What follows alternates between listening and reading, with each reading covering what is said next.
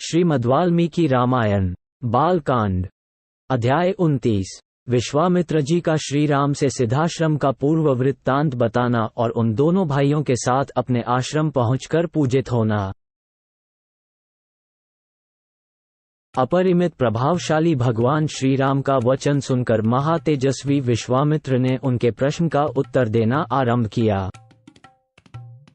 महाबाहु श्री राम, पूर्व काल में यहाँ देववंदित भगवान विष्णु ने बहुत वर्षों एवं 100 युगों तक तपस्या के लिए निवास किया था। उन्होंने यहाँ बहुत बड़ी तपस्या की थी। ये स्थान महात्मा वामन का वामन अवतार धारण करने को उद्यत हुए श्री विष्णु का अवतार ग्रहण से पूर्व आश्रम था। इसकी सिद्धाश्रम के नाम से प्रसिद्धि थी, क्योंकि यहाँ महातपस्वी विष्णु को सिद्धि प्राप्त हुई थी। जब वे तपस्या करते थे, उसी समय विरोचन कुमार राजा बलि ने इंद्र और मरुदगणों सहित समस्त देवताओं को पराजित करके उनका राज्य अपने अधिकार में कर लिया था।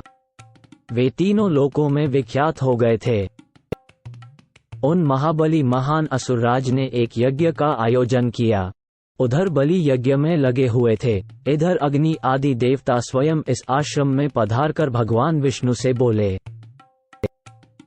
सर्वव्यापी परमेश्वर, विरोचन कुमार बलि एक उत्तम यज्ञ का अनुष्ठान कर रहे हैं।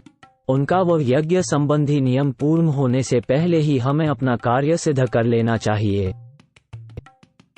इस समय जो भी याचक इधर उधर से आकर उनके यहाँ याचना के लिए उपस्थित होते हैं, वे गो, भूमि और सुवर्ण आदि संपत्तियों में से जिस वस्तु को भी लेना चाहते हैं, उनको वे सारी वस्तुएं राजा बलि यथावत रूप से अर्पित करते हैं। अतः विष्णु, आप देवताओं के हित के लिए अपनी योग माया का आश्रय ले वामन रूप धारण करके उस यज्ञ में जाइए और हमारा उत्तम कल्याण साधन कीजिए। श्री राम, इसी समय अग्नि के समान तेजस्वी महर्षि कश्यप धर्मपत्नी अदिति के साथ अपने तेज से प्रकाशित होते हुए वहां आए। वे 1 सहस्र दिव्य वर्षों तक चालू रहने वाले महान व्रत को अदिति देवी के साथ ही समाप्त करके आए थे। उन्होंने वरदायक भगवान मधुसूदन की इस प्रकार स्तुति की। 10-11 भगवान, आप तपो में हैं, तपस्या की राशि हैं, तप आपका स्वरूप है, आप ज्ञान स्वरूप हैं। मैं भली भांति तपस्या करके उसके प्रभाव से आप पुरुषोत्तम का दर्शन कर रहा हूँ।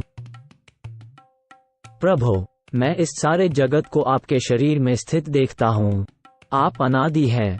देश, काल और वस्तु की सीमा से परे होने के कारण आपका इदमिथन रूप से निर्देश नहीं किया जा सकता।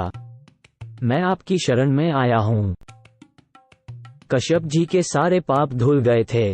भगवान श्रीहरि ने अत्यंत प्रसन्न होकर उनसे कहा, महर्षि, तुम्हारा कल्याण हो। तुम अपनी इच्छा के अनुसार कोई वर मांगो, क्योंकि तुम मेरे विचार से वर पाने के योग्य हो। भगवान का यह वचन सुनकर मरीचिनंदन कश्यप ने कहा, उत्तम व्रत का पालन करने वाले वरदायक परमेश्वर, संपूर्ण देवताओं की, अदिति की तथा मेरी भी आपसे एक ही बात के लिए बारंबार याचना है। आप अत्यंत प्रसन्न होकर मुझे वो एक ही वर प्रदान करें। भगवान, निष्पाप नारायण देव, आप मेरे और अदिति के पुत्र हो जाए।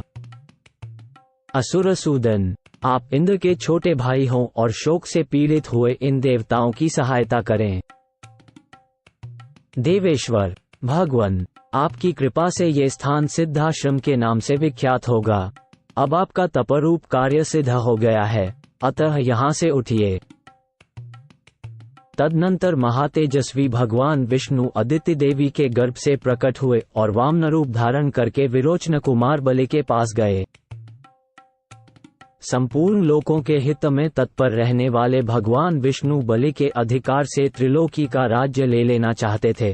अतः उन्होंने 3 पग भूमि के लिए याचना करके उनसे भूमिदान ग्रहण किया और तीनों लोकों को आक्रांत करके उन्हें पुनः देवराज इंद्र को लौटा दिया।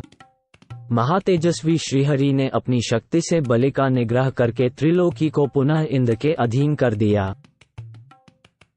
उन्हीं भगवान ने पूर्व काल में यहाँ निवास किया था, इसलिए यह आश्रम सब प्रकार के श्रम, दुख, हर्ष, शोक का नाश करने वाला है। उन्हीं भगवान वामन में भक्ति होने के कारण मैं भी इस स्थान को अपने उपयोग में लाता हूँ। इसी आश्रम पर मेरे यज्ञ में विघ्न डालने वाले राक्षस आते हैं। पुरुष सिंह, यही तुम्हें उन दुराचारियों का वध करना है। श्री राम, अब हम लोग उस परम उत्तम सिद्धाश्रम में पहुंच रहे हैं। तात, वो आश्रम जैसे मेरा है वैसे ही तुम्हारा भी है। ऐसा कहकर महामुनि ने बड़े प्रेम से श्री राम और लक्ष्मण के हाथ पकड़ लिए और उन दोनों के साथ आश्रम में प्रवेश किया।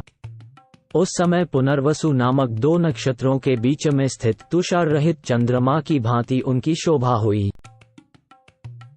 विश्वामित्र जी को आया देख सिद्धाश्रम में रहने वाले सभी तपस्वी उछलते कूदते हुए सहसा उनके पास आए और सबने मिलकर उन बुद्धिमान विश्वामित्र जी की यथोचित पूजा की। इसी प्रकार उन्होंने उन दोनों राजकुमारों का भी अतिथि सत्कार किया। 2 घड़ी तक विश्राम करने के बाद रघुकुल को आनंद देने वाले शत्रुघ्न राजकुमार श्री राम और लक्ष्मण हाथ जोड़कर मुनिवर विश्वामित्र से बोले, मुनिश्रेष्ठ, आप आज ही यज्ञ की दीक्षा ग्रहण करें। आपका कल्याण हो। ये सिद्धाश्रम वास्तव में यथानाम तथा गुण सिद्ध हो और राक्षसों के वध के विषय में आपकी कही हुई बात सच्ची हो। उनके ऐसा कहने पर महातेजस्वी महर्षि विश्वामित्र जितेंद्रिय भाव से नियम पूर्वक यज्ञ की दीक्षा में प्रविष्ट हुए। वे दोनों राजकुमार भी सावधानी के साथ रात व्यतीत करके सबेरे उठे और स्नान आदि से शुद्ध हो प्रातः काल की संध्योपासना तथा नियम पूर्वक सर्वश्रेष्ठ गायत्री मंत्र का जप करने लगे। जप पूरा होने पर उन्होंने अग्निहोत्र करके बैठे हुए विश्वामित्र जी के चरणों में वंदना की। 30, 32